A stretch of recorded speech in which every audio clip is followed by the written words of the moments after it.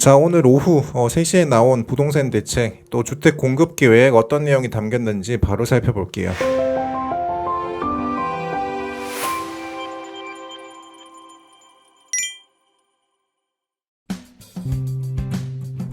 네, 이성우 세무사입니다. 우선 이 채널 구독, 좋아요 그리고 알람 설정까지 해두시고 소중하게 생각하는 분들이 있으면 영상 함께 공유해주세요. 자, 이번에 나온 부동산 대책 페이지 수가 많습니다만은 바로 본론으로 들어가 보겠습니다. 내용이 많지만 메인 내용 크게 4가지로 요약을 했습니다. 자, 첫 번째, 이제는 LH가 직접 주택 공급한다. 더 이상 LH가 기다리지 않겠다. 직접 우리가 나서겠다라는 겁니다. 일단 핵심 키워드는 주택 공급의 핵심은 물량과 속도다라는 점을 가장 먼저 못 박아뒀습니다. 그래서 LH가 주택용 는 민간에 매각하지 않고 직접 시행해가지고 공급 속도를 높이고 물량을 늘리면서 공공이 개발 이익을 환수하는 체계로 전환하겠다라고 하는 게 대전제예요. 그래서 목표치는 2030년도까지 수도권 6만 호 착공하는 걸 목표로 합니다. 그래서 앞으로 공급할 수도권 이 주택 공급 물량 19.9만 호, 약 20만 호 중에 공공주택용지 중에서 LH가 민간에 매각하지 않고 직접 시행해가지고 2030년도까지 수도권에서 총 6만 호 착공을 한다. 그래서 LH는 택지를 제공을 하고 민간에서는 자금 조달 및 설계와 시공을 맡아가지고 시공비 절감 효과도 어느 정도 가져갈 생각이다 라고 합니다. 지금 건설 경기가 어떻습니까? 워낙 안 좋으니까 민간 업체에서 자금 조달 면에서 소극적으로 나오면 결국에는 택지 개발부터 토지 보상까지 정해져 있지만 공사를 들어가야 되는데 결국 착공부터 입주까지 기간이 점점 늘어날 수밖에 없겠죠. 그래서 이런 부분 때문에 LH가 우선 주도적으로 스타트는 끊으면 좋겠다는 게 이번 대책에서 핵심인 것 같고, 다만 LH가 아파트를 만들어서 팔면은 이 품질이 떨어지고 이 LH 아파트에 대한 이미지가 사실 국민들이 선호하지 않는 그런 이미지이기 때문에 이런 인식을 좀 불식시키기 위해서 이 부분에 한정적으로 민간이 설계하고 시공하는 참여 방식으로 진행을 하겠다라는 겁니다. 그리고 이 LH가 이번에 직접 참여하겠다라고 하는 그 의도는 이 공공성을 대폭 강화하겠다라고 하는 의미일 뿐이지 LH가 직접 참여한다고 해가지고 주택 공급 형태가 결과적으로 공공임대 물량만 늘어나는 의미는 아니다라는 점도 명확하게 이야기를 했습니다. 다만 이제 개인적으로 생각하기에는 이번 공급 대책이 LH가 갑자기 할 일이 너무 많아져 버렸어요. 그리고 LH 부채도 아직까지 해소가 되지 않고 있죠. 이런 상황에서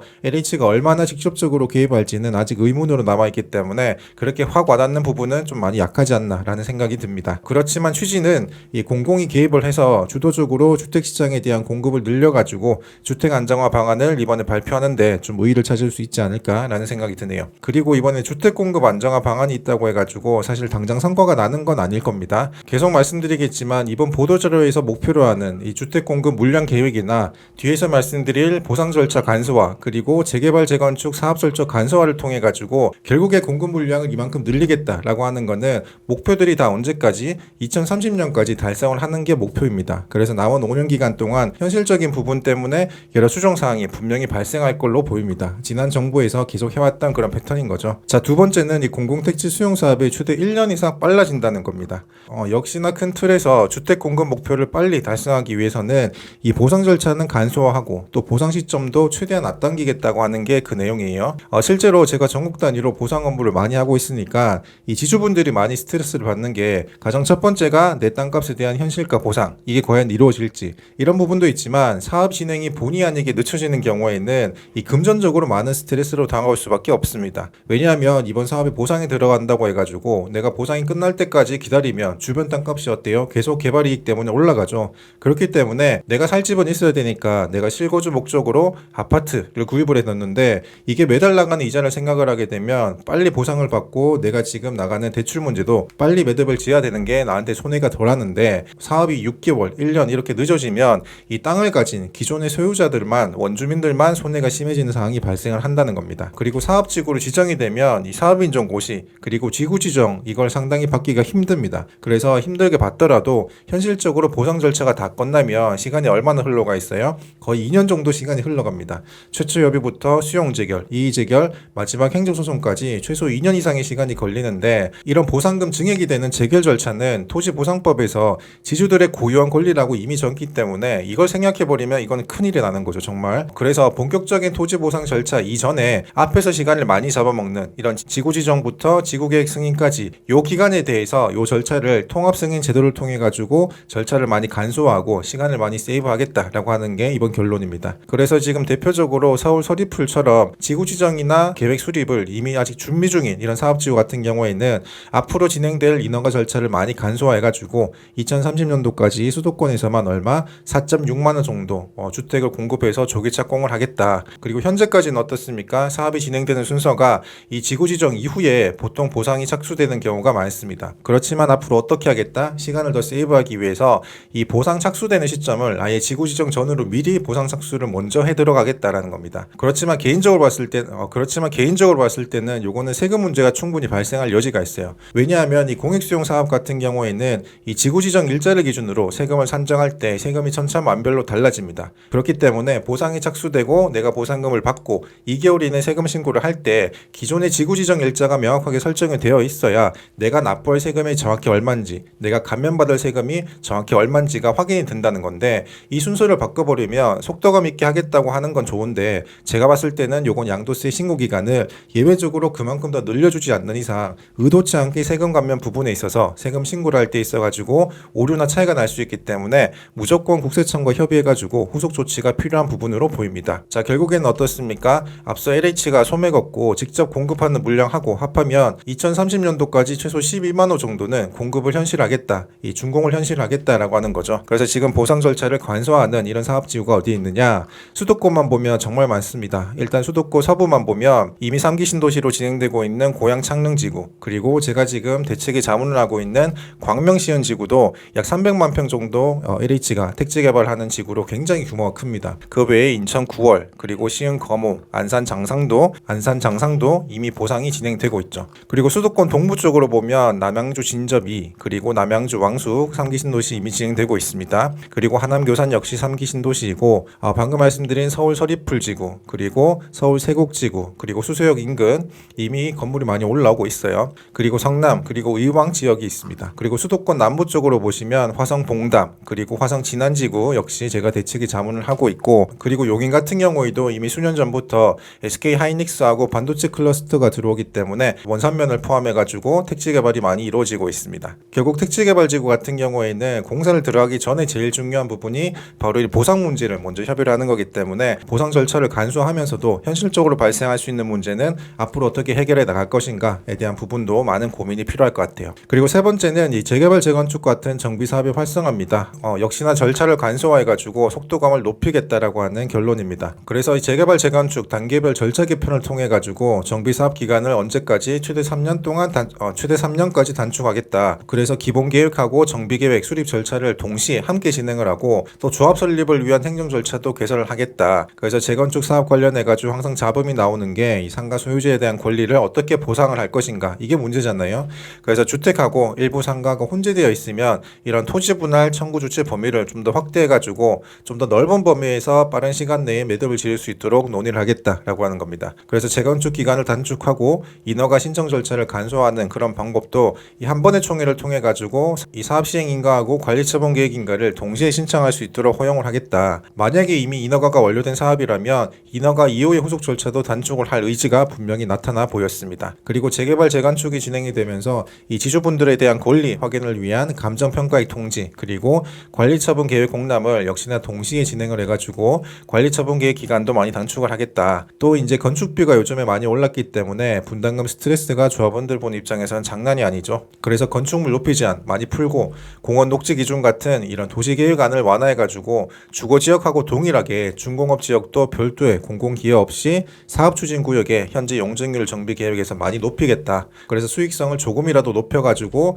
건설사절 참여도 함께 이끌어내겠다라고 하는 의미로 정리하시면 좋겠습니다. 자, 마지막 네 번째는 이 전반적인 부동산 시장이 던지는 메시지입니다. 부동산 시장 거래 질서 확립, 그리고 세무조사 강화, 이런 부분입니다. 그래서 부동산 시장 감독 기능을 강화하겠다. 그래서 기획부동산이나 허위 매물 등이 발생을 하게 되면 기존보다 더 엄격하게 처벌 근거를 마련하겠다는 겁니다. 그리고 최근에도 부동산 매매 계약을 했다가 바로 즉시 취소를 하는, 그러니까 거래 가격 띄우기, 이거 대대적으로 조사 들어갔다는 뉴스 많이 보셨을 겁니다. 그래서 주택 매매 계약 신고 관리를 강화하는 차원에서 현재는 어떻습니까? 공인중개사가 매매 계약을 신고하는 경우에는 별도로 이 증빙자료 제출할 의무가 없기 때문에, 그래서 이게 자전거래인지 실거래가 띄우기용인지 이걸 악용할 소지가 있었는데, 앞으로는 주택 매매 계약을 신고하는 조사하는 경우에는 반드시 의무적으로 계약서하고 계약금 입금된 이 증빙자료, 통장거래 내역을 제출하는 걸 의무화하겠다라고 하는 내용이 담겼습니다. 그리고 빠질 수 없는 거 항상 국토부, 국세청, 금감원 그리고 관할 지자체 요 네 군데서 통합해가지고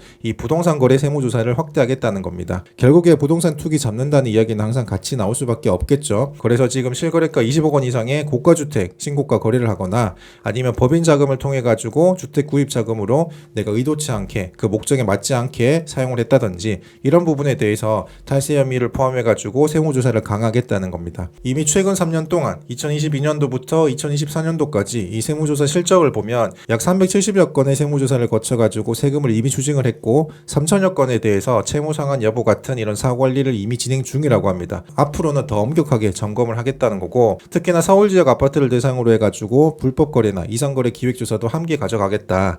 이것도 이미 이제 일제 조사 같은 경우에는 지난 2025년 1월부터 2월까지 이미 조사를 마쳤고, 2차 조사 같은 경우에는 3, 4월 신고분 대상으로 이미 착수가 됐습니다. 그리고 남은 5, 6월 신고분에 대해서는 신규로 착수할 예정이고, 올해 연말까지 총 6번 정도 조사를 진행할 예정이라고 합니다. 자, 그리고 중요한 내용이 이 자금 조달 계획서 작성 방법하고 제출 의무가 늘어납니다. 앞으로는 이 주택 대출 유형을 세분화해가지고 이 대출을 주택 받기 위해서 사업자 대출을 받았는지 아니면 해외 금융기관에서 대출을 받았는지도 함께 명시를 해야 되고, 그리고 자금 조달 관련해가지고 내가 자금을 가상화폐 매각 대금으로 받았는지에 대해서도 주택 구입하는 항목에 대해서 추가로 기재가 됩니다. 그리고 현재는 이 자금 조달 계획서 제출한 대상이 어떻습니까? 투기 과열지구 내에서 주택을 구입할 때 이 제출 대상이 의무화가 되는데, 앞으로는 투기 과열지구뿐만 아니라 토지거래 허가구역에서도 주택을 구입할 때 자금 조달 계획서 제출 의무가 확대됩니다. 자, 그리고 나머지 내용들은 사실상 대출을 좀 더 규제를 하겠다는 겁니다. 지금 현재 조정지역을 포함한 투기과열지구 등과 같이 규제지역 안에서는 가계대출, 주택담보대출이 어떻습니까? LTV 상환율이 50%인데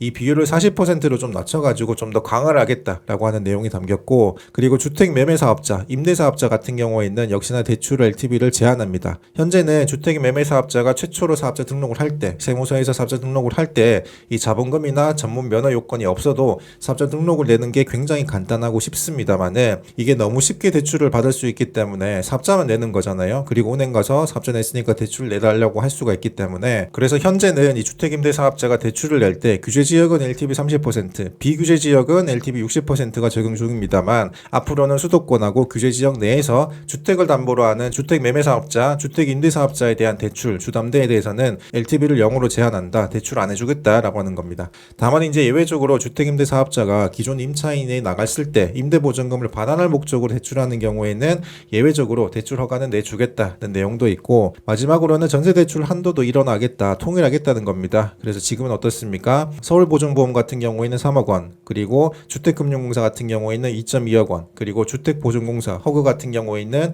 수도권 기준으로 2억 원이기 때문에 보증사별로 이 1주택자에 대한 전세대출 한도 규정이 조금 다릅니다. 상이하게 운영이 되기 때문에 앞으로는 수도권 내에서는 1주택자의 전세대출 한도를 수도권과 규제지역은 2억 원으로 통일하겠다라고 하는 내용도 마지막으로 보도자료에 담겼네요. 자, 오후에 부동산 대책이 나와가지고 급하게 정리하고 좀 전달드렸습니다. 이 전반적인 총평을 좀 말씀드리면, 공공성 위주로 LH가 주도적인 참여를 하겠다는 건데, 결국에 주택 공급을 효과적으로 빨리 현실화하겠다는 내용으로 이어갈 수 있을 것 같습니다. 하지만 아직까지 이 크게 와닿는 부분은 없어가지고 이번 보도자료 발표 이후에 현실적으로 발생할 수 있는 문제들, 어떻게 하면 이 허들을 넘어갈 수 있을지에 따라서 2030년도까지 이번 보도자료에 담긴 주택 준공 목표 공급 물량이 달성되지 않을까 생각합니다. 결과적으로 앞으로 넘어들 산이 많다로 정리해드리고 싶네요. 자, 오늘 보도자료 관련해가지고 이후에 추가적인 보완 대책이 분명히 나올 겁니다.